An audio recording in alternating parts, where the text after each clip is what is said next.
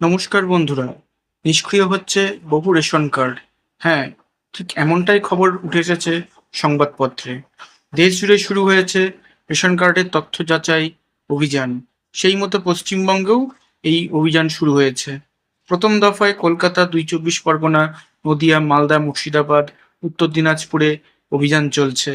গত কয়েকদিন ধরে রাজ্যে বেশ কিছু সচ্ছল পরিবারের রেশন কার্ড আপাতত নিষ্ক্রিয় করে দেওয়া হয়েছে স্বয়ংক্রিয় যাচাইয়ের মাধ্যমে।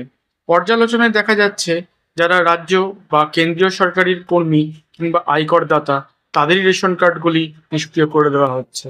শুধু তাই নয়, তথ্যের ভিত্তিতে স্বয়ংক্রিয় যাচাই প্রক্রিয়ার গোটা পরিবারকে একটি আর্থিক ইউনিট হিসাবে গণ্য করা হচ্ছে।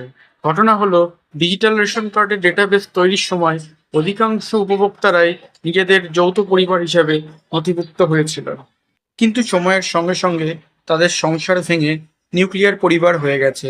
বাস্তবে পৃথক পরিবারে বাস করলেও রেশন উপভোক্তার তালিকা অনুযায়ী তাদের পরিবারের সদস্যরা একই পরিবারের অংশ হিসাবে বিবেচিত হচ্ছে।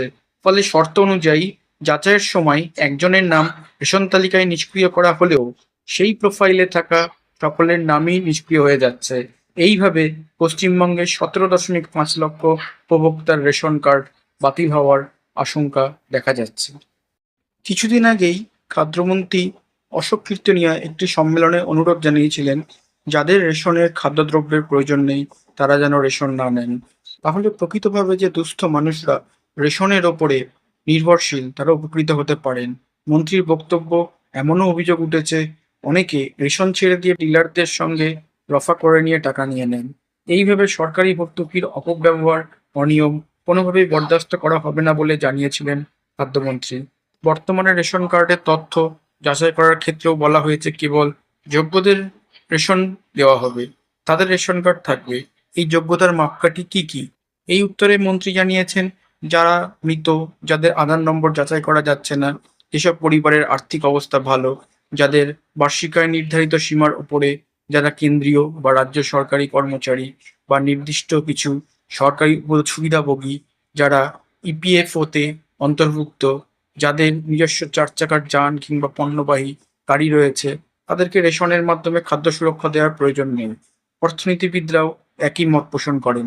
কিন্তু এই শর্তগুলির সাপেক্ষে তথ্যের ডেটাবেস তৈরি করার কাজ সবে শুরু হয়েছে।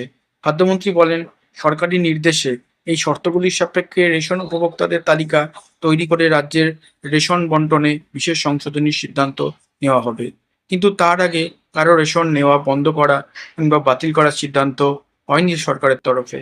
এমনকি ভোটার তালিকায় যার নাম ডিলিটেড হলেও তাদের রেশন কার্ড বাতিলের সিদ্ধান্ত নেওয়া হয়নি সরকারের তরফে। কিন্তু এই তথ্য যাচাই অভিযানে ইতিমধ্যেই যাদের রেশন কার্ড নিষ্ক্রিয় হয়ে যাচ্ছে, তারা এসে রেশন দোকানে ভিড় জমাচ্ছেন। তাদের বক্তব্য, রেশন দেওয়া না হলেও তাদের রেশন কার্ডটি যেন বাতিল না করা হয়। প্রয়োজনে সরকার যেন বিকল্প ব্যবস্থা নেয়। এই পরিস্থিতিতে রেশন কার্ড সংক্রান্ত সমস্যা মেটাতে পশ্চিমবঙ্গ সরকারের খাদ্য ও সরবরাহ দপ্তরে ইতিমধ্যে চিঠি পাঠিয়েছে all India fair price shop dealers association. সচ্ছল পরিবারের রেশন কার্ডের ক্ষেত্রে যৌথ প্রোফাইল বাতিল করে পরিবারের বিভাজনকে মান্যতা দেওয়ার দাবি তুলেছে অ্যাসোসিয়েশন। তো এই খবর উঠে আসছে। দেখা হচ্ছে পরের ভিডিওতে। ধন্যবাদ।